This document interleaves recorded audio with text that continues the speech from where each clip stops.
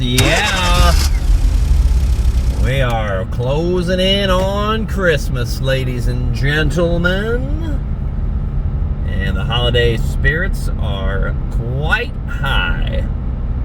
Just went to a Christmas program, a little singing program. It was nice, man. It was nice. You definitely have to soak that shit in, man. Soak that shit in with your family and your friends. All times of year, absolutely.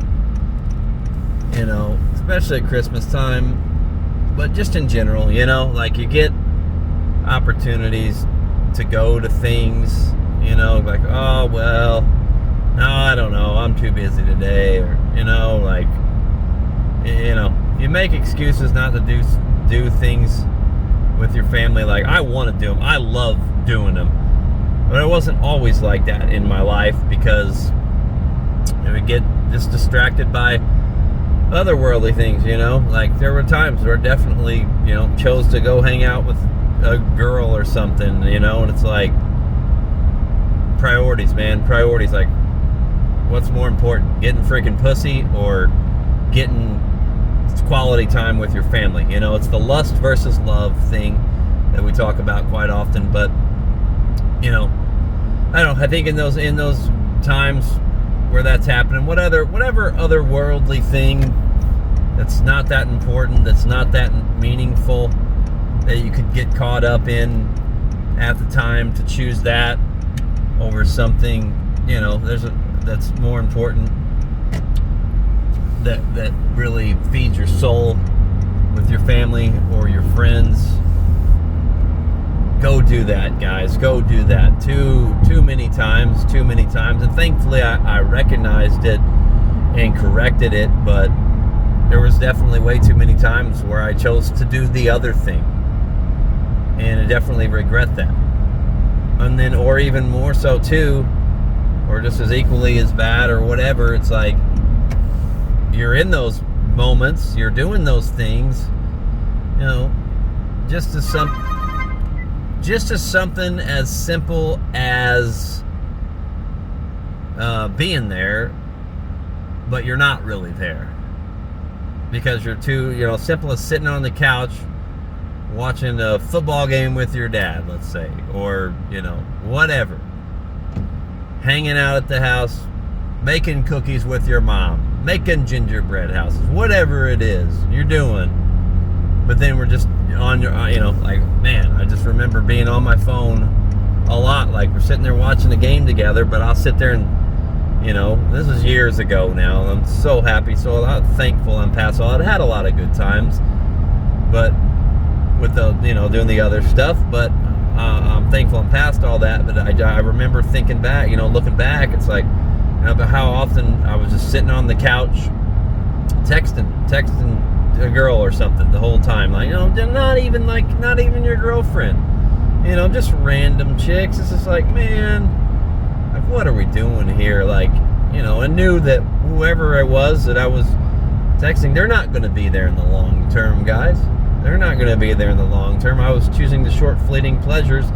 You know, trying to set up the whole hang out with them, sitting there talking, texting them for hours, you know, the whole time that I should be focused on the family and friends, but it was focused on the other thing, and it took away from that for sure.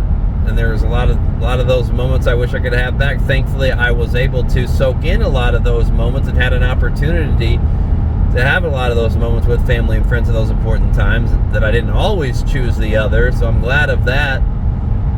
But there were times where, you know, it was still good hanging out with people and doing things, but they didn't get my undivided focus, you know. So now looking back on some of those times, it's like, yeah, like I can look back and say, man, that was a great time, but do I have as much reverence for it? Do I have as much joy? Does it fill my heart up as much as it probably should, thinking back in those moments? No, because the other things were there distracting. So I encourage you, man, especially, and it doesn't even matter. It's just the whole phone thing, in general.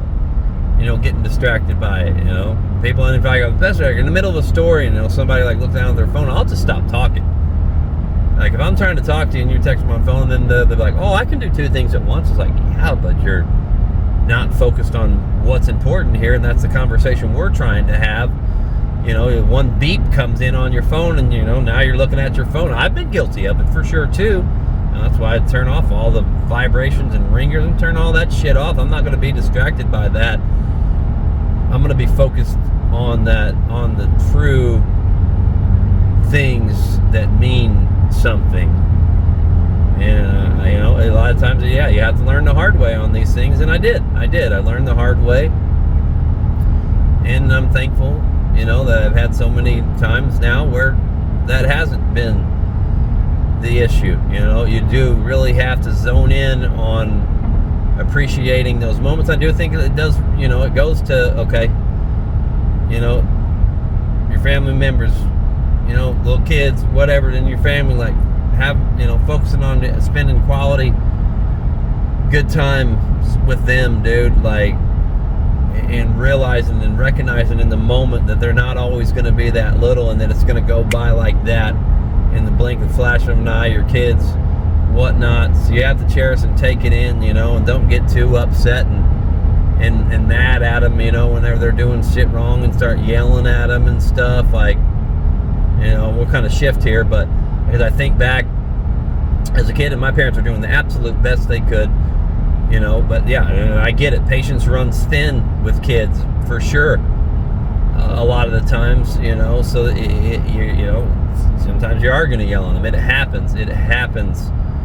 But best thing to do is try to figure out other ways to get them to correct their behavior. And for me as a kid, it was always that why. And I think we talked about this before on the Winding Road, so I'm not going to dive too deep into it here, but it was always that question of why. And a lot of times, the whole because I said so thing, that does not work.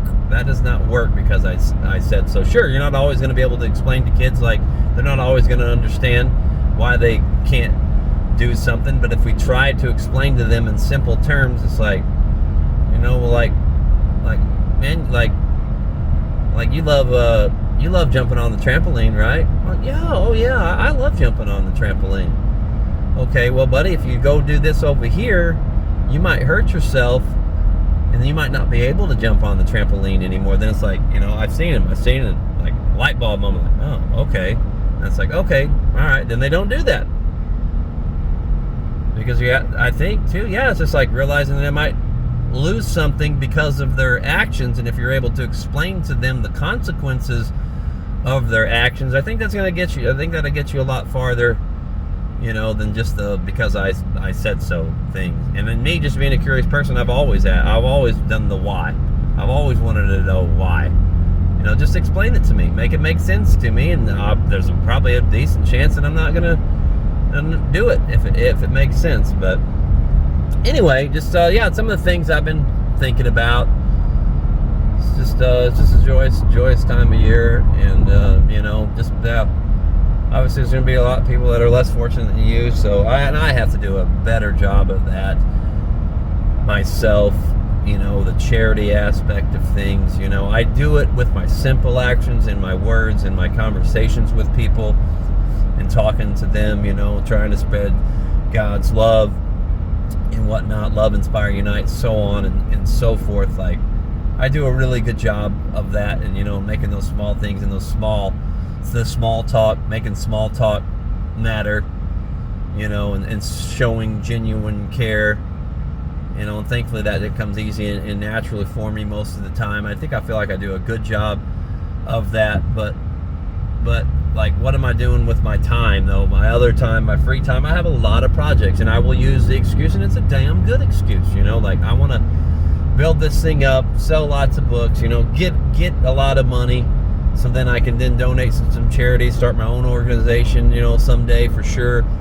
Like, so by focusing on myself and doing those things, like, eventually, hopefully that will play out. But but also what can I do in the now more than just the small interactions and the small talk and showing that love and kindness and trying to spread joy that way. What else can I do? What else can I do? You know, I always wanted to like volunteer at a senior center, retirement center or something, you know, go there and read to them, like read a story every week, you know, and I've been saying I'm going to do that for years and I haven't done it yet, you know, like, so I have to personally do a better job of that. I feel like of just making an impact, you know, like just making an impact and, you know, stop, you know, a lot of it's investments and stuff like that, but, you know, stop spending a lot of money on shit that I don't need, you know, or just a lot of careless spending, like gas station. Oh my God, like just go to Walmart, you freaking moron. Go to Sam's Club, something, do something other than just buying stuff from the gas station every freaking day. But it's easy. That's the problem, is it's easy to just go to the gas station, you know, but if you stock up, go to Walmart, stock up, you're saving some money there. I spend a lot of money at the gas station, man, but it's convenient. So you have to balance, like, all right, well, what's better, you know? Go spend a bunch of time at Walmart, or just stop in the gas station for 2 minutes. Well, if you go to Walmart once a week, once every other week, and get what you need for that amount of period of time, then you got what you need, you know, then you don't have to go into the gas station, you know, and spend all that time in there. So yeah, the time thing can balance itself out a little bit, but yeah, just being wiser, making more better choices, so then I can have some extra money, you know, like we're a week before Christmas, like why haven't I gone, like, you know, I forget what it's called, the Christmas tree thing where you go pick a kid's name off the Christmas tree, you know, like thinking more about that, you know, and the people that are less fortunate and trying to do it. I gotta do a better job in helping that, and I know I will someday for sure, but I need to start doing more of that now, and I encourage you to as well. And I'm sure a lot of you already do, man, and will do a lot better job in me in that. Good on you. Good on you if you do. That's awesome, man. That's awesome. Ultimately, we're all selfish. So I was like, why do we do these things? You know, because it's going to bring, you know, like it's going to bring us joy. It's going to bring us happiness, and you know, we know we're doing a good thing, so it makes us feel good. So it's still kind of selfish in a way. Still kind of selfish, but if we're able to remove that, you know, like that can be just a side benefit, a side factor of everything, you know, like, yeah, it's great, it's bringing me some joy because I can help people, but just as having that as a byproduct and just doing things because you know, because it's helping, because it's actually helping them, you know, who cares what you get out of it? It doesn't matter. It doesn't matter what you get out of it, because what they get out of it, you know, hopefully pretty darn high, and then, you know, it makes you feel good too. Great. Fantastic. Then we're doing something, and we're making an impact, and making the world a better place, as they say. I today would like to make the world a better place. Not only in the small things that I do, but the large things too. Jingle bell, jingle bell, jingle bell rock. What's your favorite Christmas song of all time? Let me know in the comments. I do love me some Jingle Bell Rock, for shout. I think I talked about that on the last episode. Broke the record counting the Christmas lights the other night. We got on 85. That's the record so far here in this holiday season. Whoop, that missed my turn. Go see some lights too, man. Definitely, that's on my list. I want to go see some lights in the future here shortly as we lead into Christmas. Hope everybody's having a blessed holiday season. Writing update, baby, we're moving. Yeah. My novella is available for purchase on Amazon. I might try to get it up on some other places as well, but my paperback is up. Distant Times. If you would please, that'd be awesome. If you would go purchase. It's great, man. It's a great book. went through all the editing processes. Characters are good. Story's there. It's pretty excellent. And I'm removing myself. I always, when I do my books, I edit them, and then I'll go back and just read them as just a reader. Try to take everything out. It's hard sometimes, but just take all that other take-offs. Take all the critiquing stuff out. Take all the, this word's wrong. That needs a word to be here. That doesn't make any sense. Like, you got to do all that for sure 5-10 times before that.